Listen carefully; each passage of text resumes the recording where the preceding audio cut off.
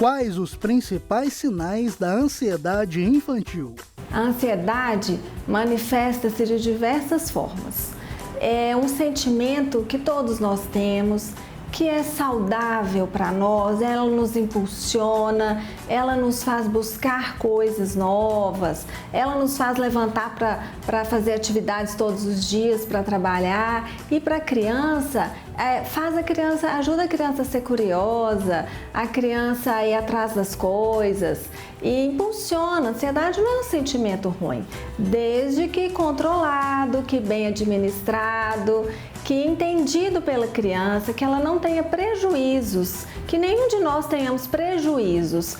Se essa ansiedade passa por um nível que traz desconforto, aí ela já é patológica e já merece cuidado. Como criar um ambiente favorável ao desenvolvimento emocional dos pequenos? A criança precisa crescer num ambiente seguro para ela. Ela tem que ter um mínimo de rotina, ela tem que ter noção de que as coisas vão acontecer do jeito que foi combinado com ela. Combinou com uma criança, tem que cumprir, ela espera por aquilo. Ela tem que acordar sabendo que ela vai tomar o cafezinho da manhã dela, depois ela tem uma atividade lá lúdica para fazer, aí vem o almoço, à tarde ela tem escola, ou tem dever, ou tem, se a criança for muito pequena, tem a hora do soninho. Isso traz segurança para a criança. A criança precisa acreditar em quem está cuidando dela. Ela precisa de adultos que cuidem dela com firmeza. Quais são os transtornos de ansiedade mais comuns na infância? São os transtornos de ansiedade generalizada e os transtornos de ansiedade de separação. Na ansiedade generalizada, a criança pode demonstrar medo e dificuldade com diversas coisas. Por exemplo, ela pode ter medo de andar na rua, ela pode ter medo de ser assaltada, ela pode ter medo de cachorro, ela pode ficar ansiosa porque tem uma festa chegando que ela quer muito participar. Quando for um transtorno de separação, é a fase que a criança tem medo de sair de casa, de deixar os pais ou de deixar a pessoa de contato dela. É a pessoa que a fase às vezes que ela tem medo de ir para a escola, que ela tem medo de deixar os pais, de deixar a babá, de deixar aquela pessoa que ela confia muito e de fazer essa transição. Situações traumáticas podem despertar ansiedade? Situações traumáticas podem causar ansiedade, porque a criança passa a ter medo de viver novamente o que ela já viveu e foi ruim. Às vezes não só uma situação traumática, alguma coisa que ela passou e que ela não gostou. E aí ela pensa naquilo, aquilo já gera uma ansiedade enorme nela, porque ela tem medo de passar por aquilo novamente. Por exemplo, uma criança foi fazer uma excursão e nessa excursão um coleguinha vomitou perto dela. O cheiro e essa situação deixou nela um trauma terrível e uma ansiedade terrível de viver isso outra vez, pelo desconforto que trouxe para ela. Outras situações, assaltos, crianças que vivenciam assaltos, crianças que são roubadas na rua, ou os pais, alguém que está com ela passa por alguma situação nesse sentido, ou casos de morte, e aí viver tudo novamente, pensar que pode viver tudo novamente, traz na criança um grande transtorno, um grande desconforto. Como fazer para que a criança se sinta acolhida? Ela precisa ser validada, ela precisa entender que as emoções dela são reais e são pertinentes, que ela não está inventando uma coisa não. Se ela está com medo, se a criança diz que tem medo do escuro, o adulto que cuida dela, o adulto que está com ela, precisa perceber do medo dela, que ela não está inventando aquilo. Não basta arrastá-la pela mão e falar, não, vem cá, você vai entrar no escuro sim, você tem que... Sabe, quando a criança fala que tem medo de cachorro, de gato, de algum bichinho, o adulto arrasta e fala, não, pega aqui nele, vê, ele é mansinho. E às vezes a criança dá uma birra enorme, ela fica muito frustrada, ela fica irritada. E é só vista como birra, mas não, ela também não foi respeitada, ela também não foi ouvida. Então os sentimentos são para ser escutados, não basta falar não, isso não existe, você não está sentindo. Ela está contando que está sentindo, então vamos acolher isso, vamos entender com ela o que está acontecendo, fazer perguntas para ela, se colocar no lugar dela.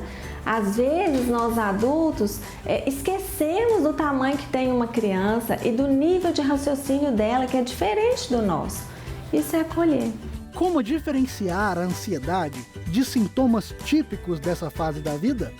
A ansiedade, ela, como transtorno, né, que é o que nós estamos falando aqui, ela é um sintoma exagerado. Então, ela causa danos aos relacionamentos, ao convívio social, ela limita e ela prejudica a criança. Então, a criança passa por diversas fases na sua infância. Ela tem a fase do medo, a fase do medo do escuro, do medo das fantasias. Isso tudo faz parte, isso tudo é normal. Agora, outra coisa é a criança se limitar, ela se recusar, ela não conseguir fazer algumas coisas porque ela está com medo, ela não consegue entrar numa piscina porque ela tem medo, ela não consegue ir ao médico porque ela tem medo. Então ela reduz muito a vida e ela reduz o prazer dela também. Então os pais têm que ficar muito atentos a essa situação. Quando for limitante, quando chegar num nível de desconforto que ninguém mais consegue, né, que limita a família, aí é um problema. Como a escola pode ajudar a diminuir a ansiedade infantil? A escola tem um papel fundamental na educação da criança, de fazer uma parceria com os pais, juntas para o bem-estar da criança. A criança demonstra muita ansiedade no ambiente escolar também. Na escola, a criança vive os bullying tão comentados atualmente, né? Que trazem um sofrimento enorme e uma ansiedade enorme também. A criança que vivencia esse mal-estar na escola, ela reluta em ir para lá. Quantas crianças têm dor de barriga antes de sair de casa, dor de cabeça e choram e falam que não querem ir para lá. Tudo isso precisa ser muito avaliado e muito respeitado. Como? Através de uma parceria da escola-família. A família vai procurar a escola vai entender e acolher, e mesmo durante as aulas. Tem crianças que têm dificuldades em algumas matérias e que já começam ali mesmo, demonstrando, somatizando algumas coisas. E o olhar atento e acolhedor da professora, da direção e de todos os funcionários são fundamentais para esse bem-estar dessa criança. O que fazer se a criança chegar a esse nível exagerado de ansiedade? Quando o nível de ansiedade da criança já extrapolou o que todo mundo considera normal, o que já está causando danos para a família, trazendo prejuízos para a criança, para o seu relacionamento, para a sua convivência, o ideal é procurar um psicólogo, né? Ou o pediatra da criança e fazer lá, contar como é que ele está, que o pediatra também faz uma avaliação e ele também faz o encaminhamento psicológico, sabe? Eles também têm essa capacidade, essa sensibilidade.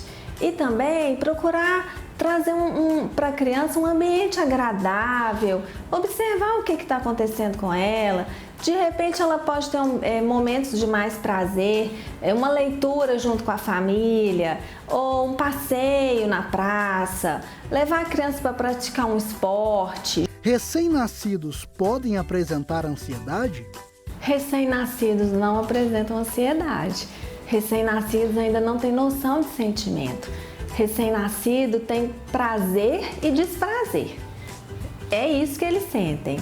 Eles não sabem ainda, eles choram o tempo inteiro porque sentem fome, frio, calor, dor. Para eles é um desconforto. O recém-nascido e a criança até alguns meses, ela não tem noção e condição de identificar aonde está a dor dela, onde está o desconforto. Ela sente aquilo no corpo inteiro, é difuso. Então, é prazer e desprazer. Existem sintomas físicos que podem revelar que uma criança está com ansiedade? Muitos sintomas físicos podem denunciar a ansiedade da criança. Criança que apresenta todo dia ou constantemente dor de cabeça, sudorese excessiva diante de alguma situação, taquicardia, dor de barriga, é uma criança que pode estar vivendo uma situação de ansiedade. Quando eu digo essa dor de barriga, é aquela que é a cólica, o que a criança fala assim, minha barriga está doendo, não posso sair, ou está no meio da sala de aula e a barriga começa a doer muito, muito, tem que sair, não dá conta de lidar com aquela situação. Então pode ter também tontura, ficar chorosa, irritada, muito nervosa. Tudo isso indica que a criança está vivendo uma situação extrema, que ela não está dando conta de lidar e que ela ainda não tem maturidade para entender o que sente, nomear e falar sobre isso com clareza.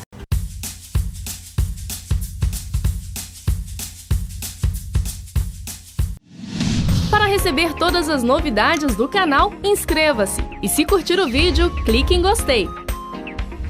Aproveite para acompanhar a Rede Super nas redes sociais.